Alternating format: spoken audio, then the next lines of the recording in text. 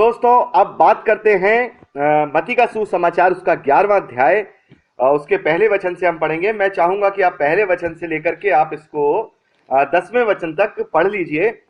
आशा है आपने पढ़ लिया होगा। प्रभु आपको आशीष दे। तो दोस्तों यहां पर एक बार फिर से यूहन्ना बपतिस्मा देने वाले का जिक्र आया है। और दोस्तों बहुत से लोग जो है यूहन्ना बपतिस्मा देने वाले के विषय में सवाल करते हैं। तो मैं आपको बता दूं, इस यूहन्ना बपतिस्मा देने वाले के विषय में हम लूका के सुसमाचार में विस्तार से पढ़ेंगे कि ये कौन है, कैसे जन्म हुआ, कैसे पकड़वाए गए, कैसे, मतलब वहां भी ज्यादा विस्तार नहीं, लेकिन जितना भी है सबसे ज्यादा लूका के सुसमाचार में है। जैसा कि मैंने आपको पहले जब हमने अध्ययन शुरू किया था, मैंने आपको बताया था कि जो मत्ती का सुसमाचार है वो यहूदी कम्युनिटी को अपने दिमाग में लेकर के लिखा गया है और यहूदी लोग अच्छी तरह से यूहन्ना को और यूहन्ना के कार्यों को जानते हैं। लेकिन लूका का सुसमाचार अन्य जातियों के लिए यानी रोमी लोगों के लिए लिखा गया था, तो वो लोग यूहन्ना को नहीं जानते थे, इसलिए यूहन्ना की बात को भी लूका के सुसमाचार में लिया गया। और मरकुस में तो बिल्कुल ही शॉर्ट में लिया गया हर चीज को। वहां तो सिर्फ इतना बताया गया है कि यूहन्ना बपतिस्मा देने वाले के विषय में थोड़ा सा पहले अध्याय में, और फिर यीशु मसीह उसके पकड़वाए जाने के बाद, यूहन्ना बपतिस्मा देने वाले के जेल खाने में पकड़वाए जाने के बाद प्रभु यीशु मसीह अपना सेवा का कार्य शुरू करता है।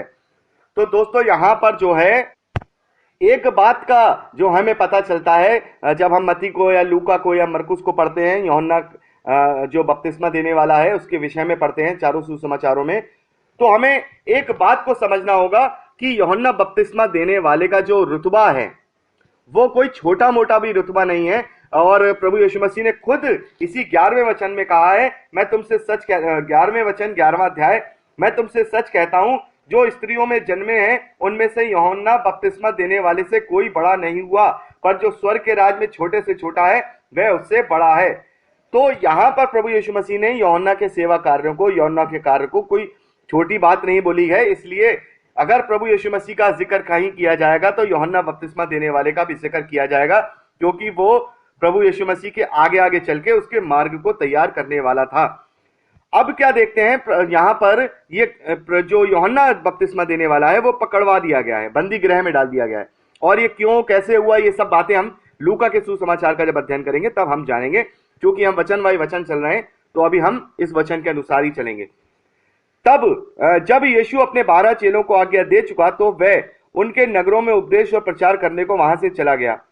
यूहन्ना ने बंदी गृह में मसीहा के कामों का सुसमाचार सुना और अपने चेलों को यह पूछने भेजा, क्या आने वाला तू ही है या हम किसी दूसरे की बाट जो है? यीशु ने उत्तर दिया, जो कुछ तुम सुनते हो और देखते हो वह सब जाकर यूहन्ना से कह दो कि अंधे देखते हैं, लंगड़े चलते फिरते हैं, कोढ़ी शुद्ध किए जाते हैं और बहरे सुनते हैं, मुर्दे जलाए जाते हैं और कंगालों को सुसमाचार सुनाया जाता है, और धन्य है वे जो मेरे कारण ठोकर ना खाए।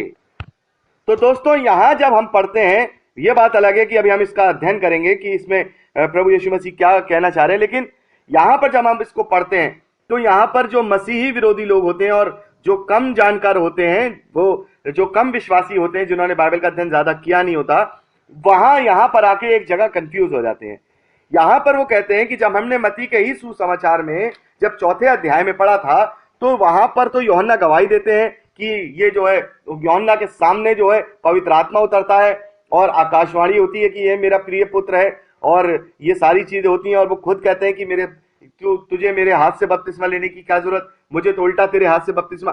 तो जब यूहन्ना बपतिस्मा देने वाले सारी बातें प्रभु यीशु मसीह के विषय में जानते हैं पहले से ही, तो यहां पर जेल में बंद होने के बाद वो अपने चेलों को क्यों भेज रहे हैं प्रभु यीशु मसीह के पास, इस बात की पुष्टि करने के लिए कि जो वो है वो वही है जिसका हम इंतजार कर रहे हैं, या हम किसी और का इंतजार करें। तो ये यूहन्ना ने क्यों किया, ये ज्यादा सवाल जो है उत्पन्न होता है। वो बात अलग है कि प्रभु यीशु मसीह ने सारी बातें कही यहां पर, लेकिन ये चीज ज्यादा अध्ययन करने वाली है, क्योंकि हम यहां पर इसका बात का अध्ययन करके हम उन लोगों को जवाब दे सकते हैं जो मसीही विरोधी हैं या फिर वो ज्यादा बाइबल के विषय में नहीं जानते।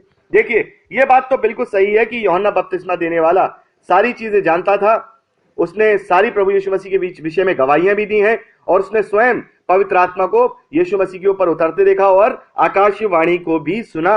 ये सारी बातें यूहन्ना जानता है। लेकिन अब यूहन्ना क्या है, लेकिन अब यूहन्ना बंदी गृह में है और जो उसके चेले हैं, क्या होता है, जो चेले लोग होते हैं वो अपने गुरुओं से अधिक प्रेम रखते हैं, और यहां पर यूहन्ना के जो चेले हैं वो भी अपने गुरुओं से अधिक प्रेम रख रहे हैं। यहां पर यूहन्ना चाहते तो उनसे साफ साफ कह देते कि देखो, हम जिस मसीहा का इंतजार कर रहे हैं वो आ गया है, वो प्रभु यीशु मसीह है, और वो यीशु है, उसके पास जाओ, वहीं पर अब तुम्हारा उद्धार होगा, क्योंकि मेरा कार्य अब यहां से आगे नहीं होगा।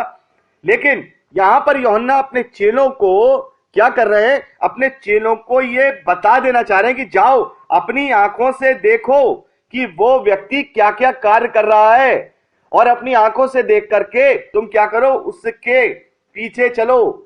वो ही सच्चा मसीह है जिसका हम इंतजार कर रहे हैं। यहां पर प्रभु यीशु मसीह क्या कहते हैं, यहां पर जो है चेले क्या कहते हैं प्रभु यीशु मसीह से, क्या आने वाला तू ही है या हम किसी दूसरे की बाट जो है? यीशु मसीह ने उससे उत्तर दिया, जो कुछ तुम सुनते और देखते हो। यानी कि अगर हम इसे लूका के सुसमाचार में जब पढ़ेंगे 7वें अध्याय में, तो प्रभु यीशु मसीह उन्हीं चेलों के सामने, जो यूहन्ना के चेले हैं, उनके ही सामने सारे आश्चर्य कर्म को करते हैं।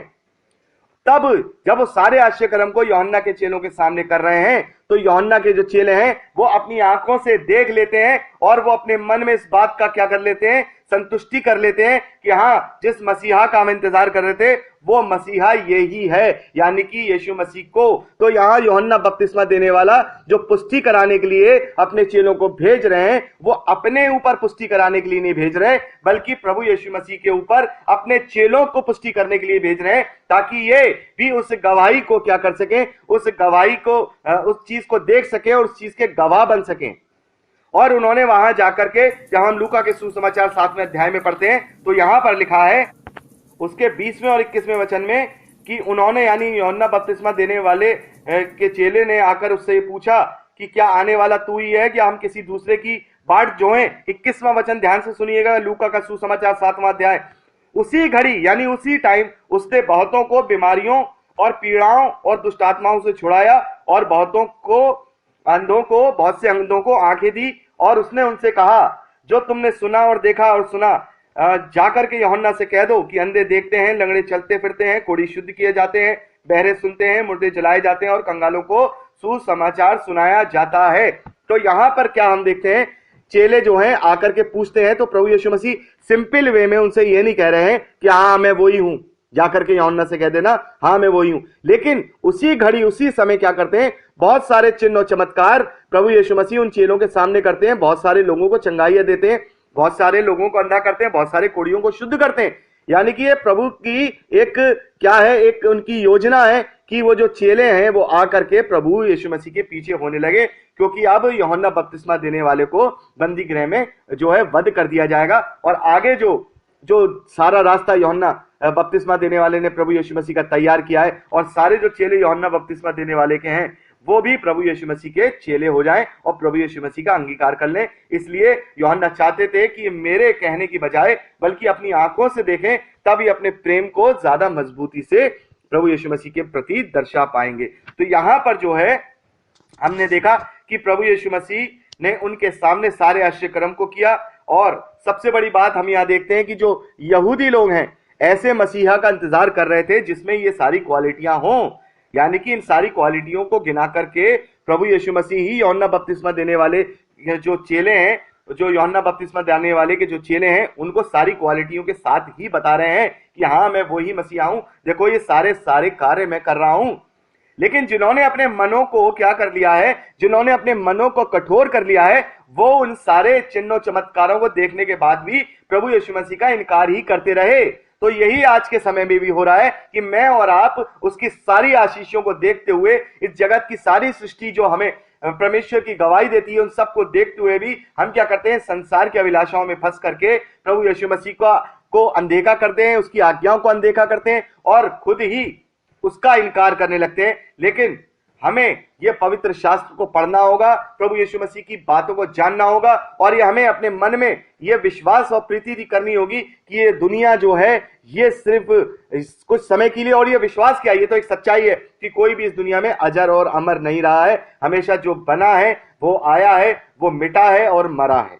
तो यहां पर प्रभु यीशु मसीह इस प्रकार से यूहन्ना बपतिस्मा देने वाले को अपने प्रकटीकरण को उनके चेलों पर दिखाते हैं। 7वें वचन में देखते हैं, जब वो चले जाते हैं तो यीशु यूहन्ना के विषय में बहुत से लोगों से कहने लगते हैं, तुम जंगल में क्या देखने गए? क्या हवा हिलाते हुए सरकंडे को? फिर तुम क्या देखने गए थे? क्या कोमल वस्त्र पहने हुए मनुष्य को? देखो, जो कोमल वस्त्र पहनते हैं वह राजभवनों में रहते हैं। तो फिर क्यों गए थे? क्या किसी भविष्यद्वक्ता को देखने? हाँ, मैं तुमसे कहता हूं, भविष्यद्वक्ता से भी बड़े को। और ये वही है जिसके विषय में लिखा है, देख मैं अपने दूत को तेरे आगे भेजता हूं, जो तेरे लिए मार्ग को तैयार करेगा। तो यहां पर प्रभु यीशु मसीह कहते हैं कि तुम जो लोग यूहन्ना बपतिस्मा देने वाले को जो कुछ नहीं समझते या उनको सोचते हैं यूहन्ना बपतिस्मा देने वाला जो है कुछ भी उसके विषय में कभी कभार सुनने में आता है, बहुत से लोग जो है कह देते हैं यूहन्ना बपतिस्मा देने वाले को भी, लेकिन यूहन्ना बपतिस्मा देने वाले को भी प्रभु यीशु मसीह यहाँ पर क्या कह रहे हैं कि वो भविष्यद्वक्ताओं से भी बढ़कर है। वो ऐसा वैसा नहीं, तुम किसी पतले सूखे साके एक इंसान को देख रहे हो तो वो मनुष्य नहीं है, वो एक साधारण मनुष्य नहीं है, बल्कि वो है जो मेरे आगे आगे चल के, जिसने मेरे मार्ग को प्रशस्त किया, मेरे मार्ग को तैयार किया, ताकि मैं जगत की वाचा को क्या कर सकूं, तुम लोगों के साथ बांट सकूं, बांध सकूं। तो यहां पर जो है यूहन्ना बपतिस्मा देने वाले के विषय में प्रभु यीशु मसीह कहते हैं। और जब हम 11वें वचन को पढ़ते हैं तो यहां पर प्रभु यीशु मसीह कहते हैं, मैं तुमसे सच कहता हूं, देखिए, जो स्त्रियों से जन्मे हैं उनमें से यूहन्ना बपतिस्मा देने वाले से कोई बड़ा नहीं हुआ, पर जो स्वर्ग के राज में छोटे से छोटा है वह उससे बड़ा है। यूहन्ना बपतिस्मा देने वाले के दिनों में अब तक स्वर्ग के राज में बलपूर्वक प्रवेश होता रहा और उसे बलवान छीनते रहे।